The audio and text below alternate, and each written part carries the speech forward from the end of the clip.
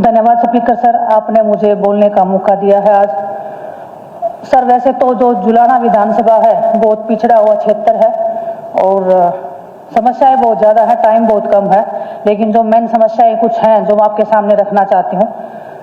एक तो हमारा हॉस्पिटल है सर जुलाना में, उसमें जो पद है वो 7 डॉक्टर्स के हैं, लेकिन उसमें 2 ही डॉक्टर हैं जो अभी कार्यरत हैं। और जो प्रेग्नेंट महिलाएं हैं जब वो आती है ना तो वहाँ पर अल्ट्रासाउंड की मशीन है ना, वहाँ पर रेडियोलॉजिस्ट का कोई प्रबंध है।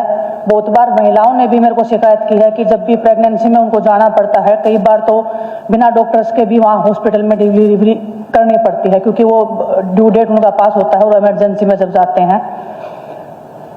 मैं लास्ट जब लोकसभा था उसमें जो हमारे स्वास्थ्य मंत्री थे केंद्रीय मनसुख जी, उन्होंने बताया था कि पूरे प्रदेश में नहीं पूरे देश में जो अनुपात है हमारे डॉक्टर्स का वो 800 के ऊपर 1 डॉक्टर है, लेकिन जो WHO के जो मानक है वो 1000 के ऊपर 1 डॉक्टर है। तो उस हिसाब से अगर हम देखें तो जो आंकड़े जो बोल रहे हैं और जो हकीकत जो बयां कर रही है वो दोनों बहुत अलग हैं। तो मैं मंत्री जी से भी दरखास्त करूंगी कि हमारे जुलाना में क्योंकि 2 लाख की आबादी है और 1 हॉस्पिटल है, अगर उसको भी हम अच्छे से नहीं रख सकते, और ये तो बहुत जरूरी सुविधाएं है सर। आपको पता है कि हम डॉक्टर्स को भगवान मानते हैं, वहाँ पे जिंदगी मिल भी जाती है और जिंदगी चली भी जाती है, और अगर वहाँ पे भी ऐसी सुविधाएं नहीं है तो वो बहुत दुख की बात है मेरे लिए भी और पूरे प्रदेश के लिए भी। दूसरा सर, साफ सफाई का भी वहाँ पे बहुत इश्यू है, क्योंकि मैंने वहाँ पे विजिट किया था तो वहाँ पे सफाई का जो प्रबंध था वो बिल्कुल लग नहीं रहा था का हॉस्पिटल है कि जैसे कोई खंडर चीज है। वहाँ पे सफाई जो होनी चाहिए जिस लेवल की, क्योंकि वहाँ पे ऑपरेशन हो रहा है, किसी का कट लग गया है तो इन्फेक्शन होने के चांसेस भी बहुत ज्यादा हो जाते हैं। तो इसका अगर हॉस्पिटल का अगर आप करवाने का काम करें तो आपका बहुत धन्यवाद रहेगा। दूसरा सर, हमारे गांव है विधानसभा में, शादीपुर है, बूढ़ाखेड़ा है, अकालगढ़ है, तो पानी का जो स्तर है जो जमीन में वो बहुत ऊपर आ गया है। उसके कारण हजारों एकड़ जो फसल है वो लोग उगा ही नहीं पा रहे हैं, कोई भी फसल उसमें उग नहीं पा रही है। तो उसके कारण पानी की निकासी की जो समस्या है मैं चाहती हूँ उसका भी थोड़ा समाधान हो, और उनको जो अभी तक जितना भी नुकसान जो किसानों को हुआ है उसका मुआवजा भी उनको उचित मिलना चाहिए।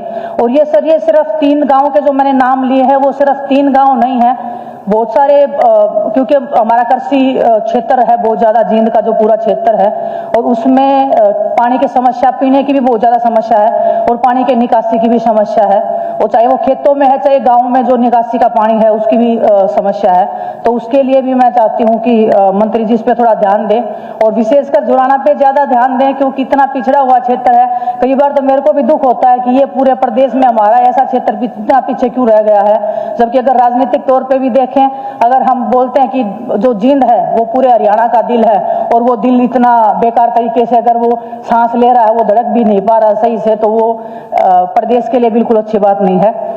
दूसरा सर, हमारे गांव है कुछ, गतौली है, जजवंती है, गढ़वाड़ी खेड़ा है, बख्ता खेड़ा है, जमोला है, करेला है। यहाँ पे जो ड्रेन के किनारे जो बारिश के दिनों में जो कच्ची मिट्टी होती है उसके कारण मिट्टी कट जाती है। जब बहुत ज्यादा पानी का जब बहाव होता है तो पानी के बहाव के कारण जो सुंदरपुर ब्रांच नहर में जो पानी नहीं जा पाता है, क्योंकि उससे ब्लॉकेज हो जाता है।